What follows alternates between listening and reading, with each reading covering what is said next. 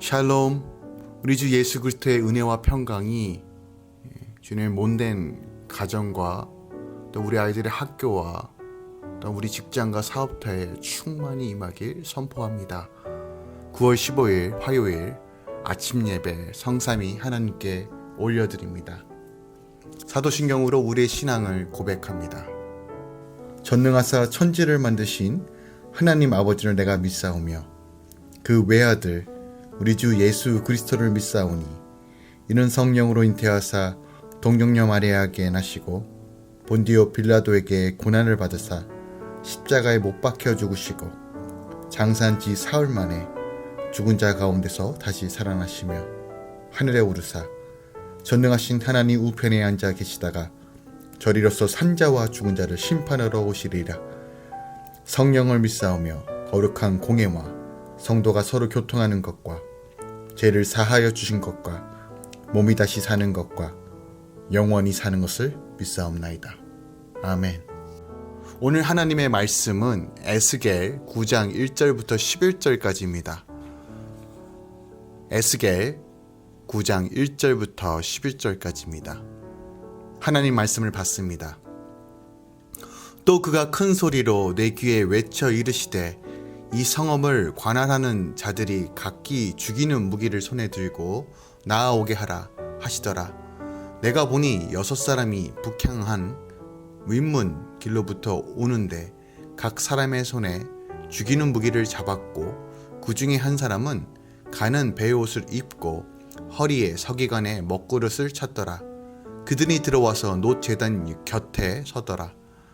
그룹에 머물러 있던 이스라엘 하나님의 영광이 성전 문지망에 이르더니 여호와께서 그 가는 베옷을 입고 서기관에 먹그릇을 찬 사람을 불러 여호와께서 이르시되 너는 예루살렘의 성읍 중에 순행하여 그 가운데에서 행하는 모든 가증한 일로 말미암아 탐식하며 우는 자의 이마에 표를 그리라 하시고 그들에 대하여 내 귀에 이르시되 너희는 그를 따라 성읍 중에 다니며 불쌍히 여기지 말며 긍휼을 베푸지 말고 쳐서 늙은 자와 젊은 자와 처녀와 어린이와 여자를 다 죽이되 이마에 표 있는 자에게는 가까이 하지 말라.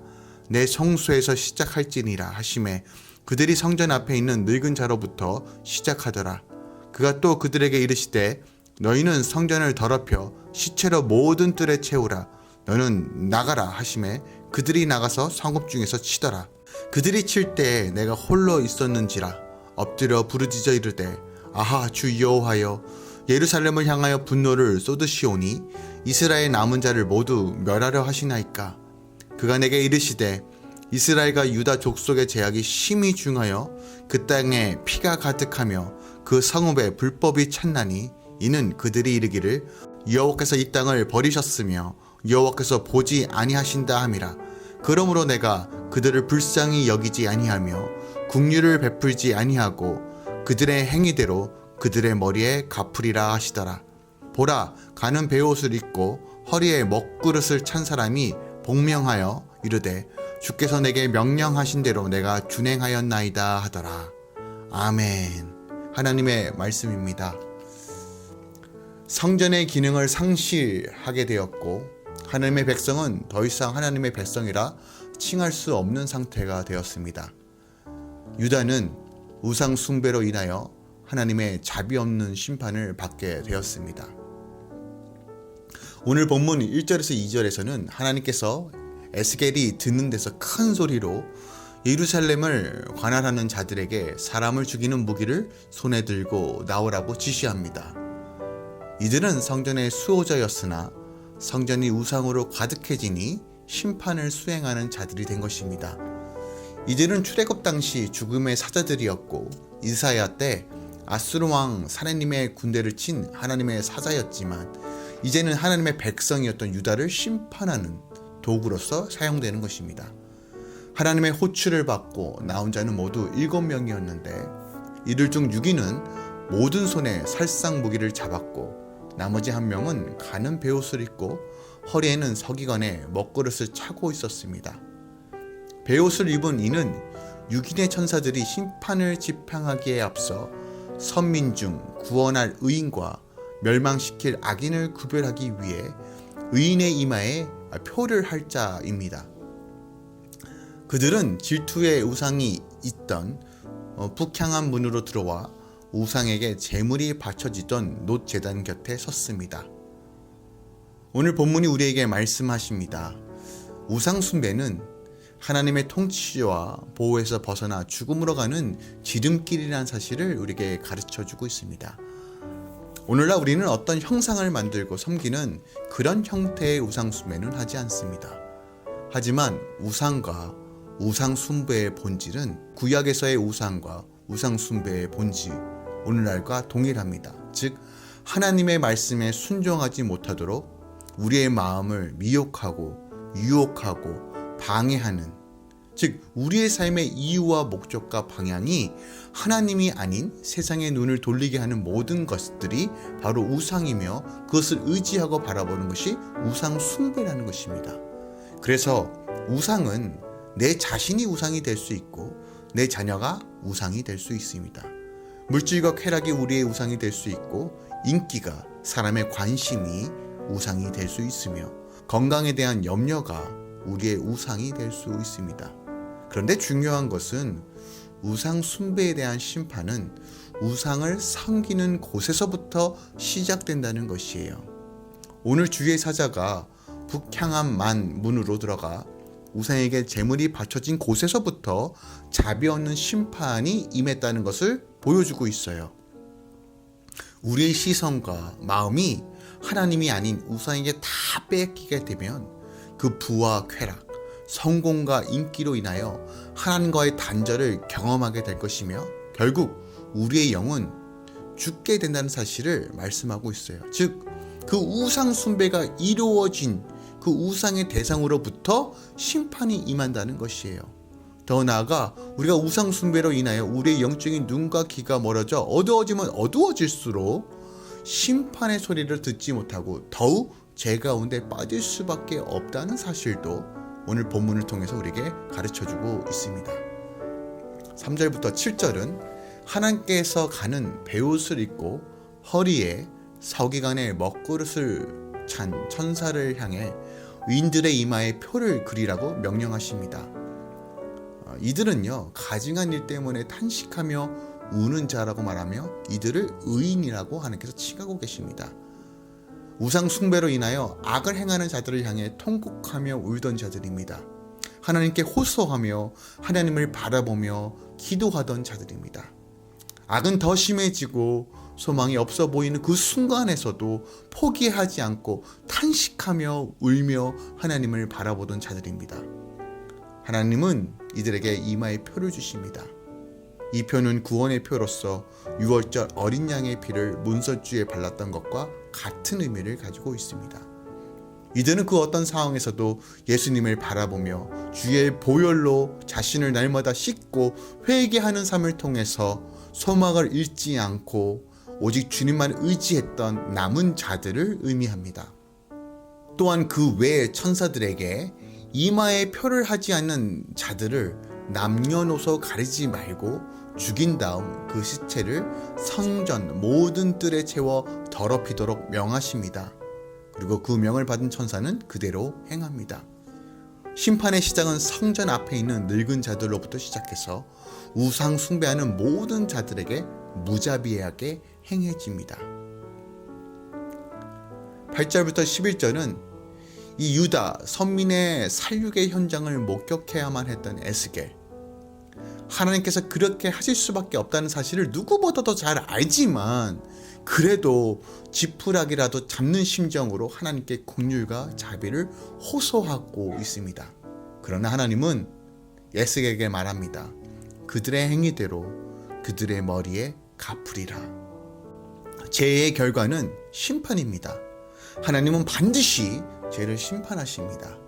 하지만 그 심판의 목적은 우리를 멸하고 죽이는 것이 아니라 죄에서 돌이켜 회개케 하기 위함이라는 사실을 우리는 기억해야 합니다.